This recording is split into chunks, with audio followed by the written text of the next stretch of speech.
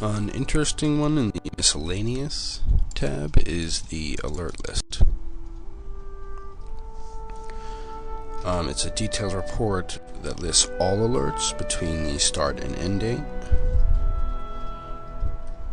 Go ahead and narrow our date. Preview.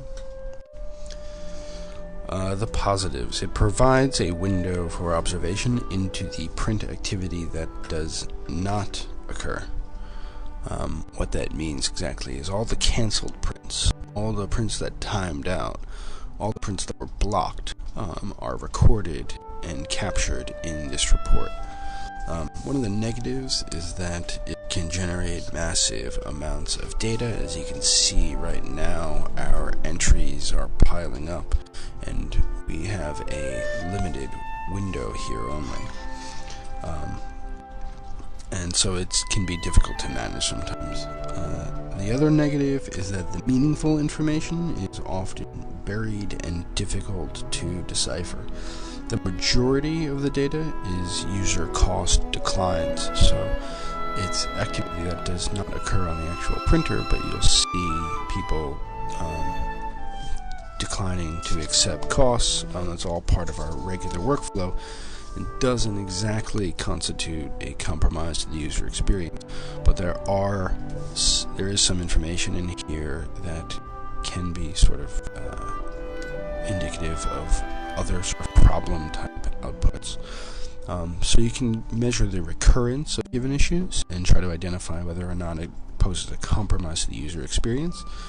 And I've used this in the past for the purposes of planning and trying to identify common or recurring points of failure in the user workflow. And once you can identify those points, you can target your service improvements strategically.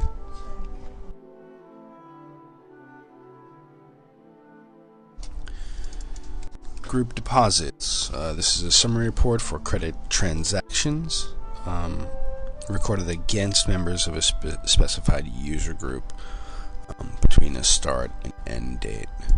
Let's take a look at this and see what it results. The positives is that it gives you a big picture breakdown of their refunds, problem refund, and the user pay here.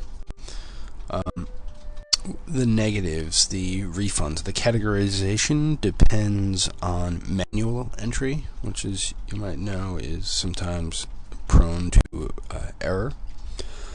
One other negative is that the user groups here cannot be broken down any further, and I feel like once these are generated, there's a very natural question that comes after that wants to learn more and understand the behavior at a more granular level, broken down by college and age codes.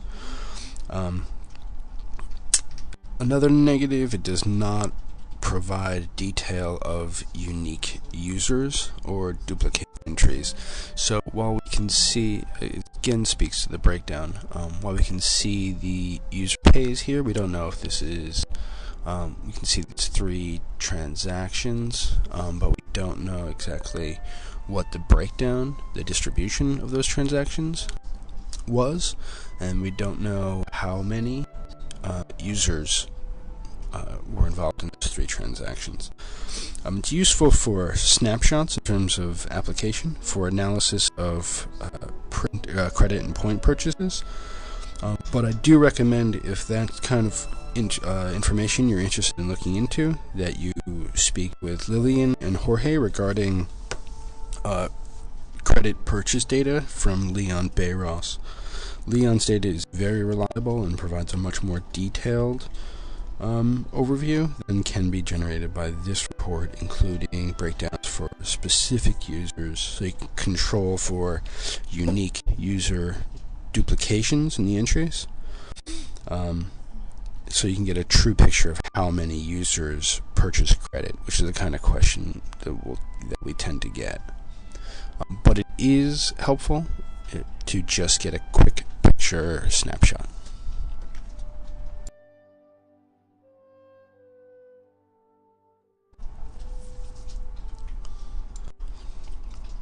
So our last one, user transactions. It issues a report for all transactions for a specific user within the specified start and end dates. Positive, it illustrates print behavior with a high level of nuance and detail. And it's an exportable replication of information included in Pharos Remote, though one of the negatives is that it is somewhat redundant to information that you would find there. Negatives, the scope of the information is narrow, and it's only really functional, meaning narrow. You can only look at a specific user, so you're missing the picture that exists beyond that user. So it's only really functional, in my experience, when you're seeking pre-targeted users. Without the purposeful targeting of a user, the query is totally randomized and will be impossible to decipher meaningful patterns and themes, unless you're just doing a complementary follow-up to a print problem report. As we said, it is largely redundant to what is currently available in Pharos Remote. The application of this, it's helpful when you use it in conjunction with Leon Baros's purchase report. Leon's report will allow you to identify specific outliers, the people who spend a high amount of money on additional credits. Once you identify those outliers, you can go through and get a more detailed illustration of what that specific user's experience is. But it's really more helpful in terms of the analysis of anomaly than it is for generating an overall picture of print behavior. Thank you.